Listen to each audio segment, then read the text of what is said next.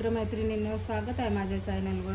मी आज हे बघा अशा आलूची भाजी बनवणार आहे आणि याचं मी सिल्ट वगैरे काही काढलं नाही। अशाच सिल्ट सहितच मी झणझणीत छान भाजी बनवणार आहे रश्श्याची।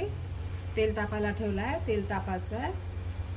तेल तापलं आहे, आता यामध्ये आपण मोहरी ऍड करू। मोहरी तडतडू द्यायची आहे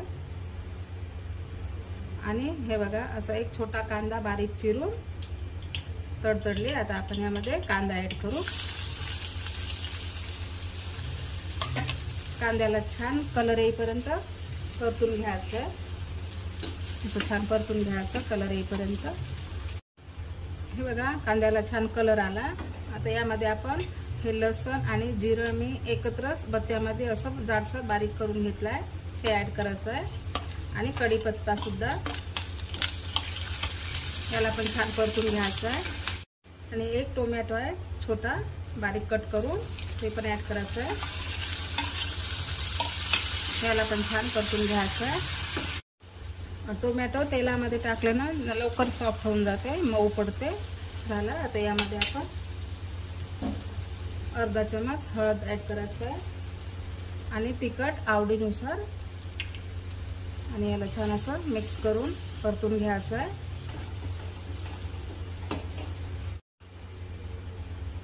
धने पावडर ऍड करायचे आहे 2 चम्मच छोट्या चम्मचनी। आणि एव्हरेस्टचा गरम मसाला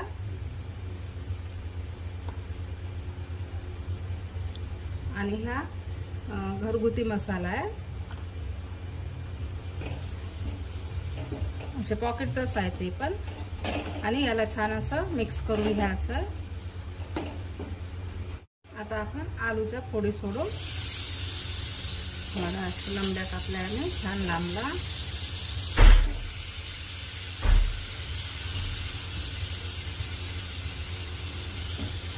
याला आपण असं परतून घ्यायचं आहे छान।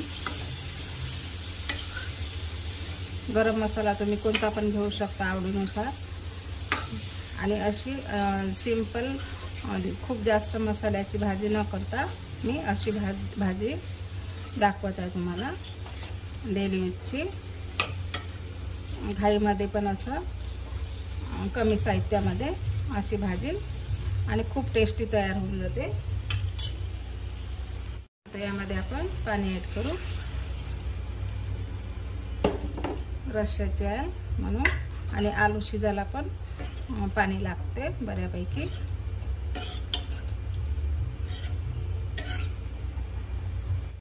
चवीनुसार मीठ ऍड करायचं आहे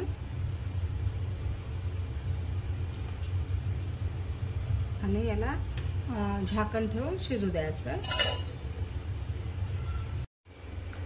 5 ते 10 मिनिट झाले। आता बघू आपण भाजी शिजली की नाही। हे बघा छान तर्रीदार, तर्री पण छान आली आणि थोडी तेजच बनवली मी भाकरी सोबत पोळी सोबत। हे बघा शिजली आहे आपली भाजी। आता यामध्ये आपण सांबार ऍड करू।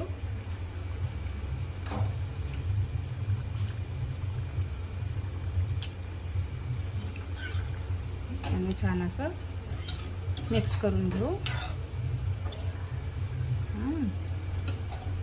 कशी वाटली रेसिपी सिंपलवाली? आणि माझ्या रेसिपी सिंपल जास्त राहते, सिंपल पद्धतीने छान आणि टेस्टी पण छान होते। कशी वाटली रेसिपी कमेंटमध्ये नक्की सांगा आणि चॅनलला लाईक शेअर सबस्क्राईब नक्की करा। हे बघा झाली आता आपली भाजी। मी गॅस बंद करते, खूप रस्सा पण नाही, मीडियम गॅस बंद करते आता।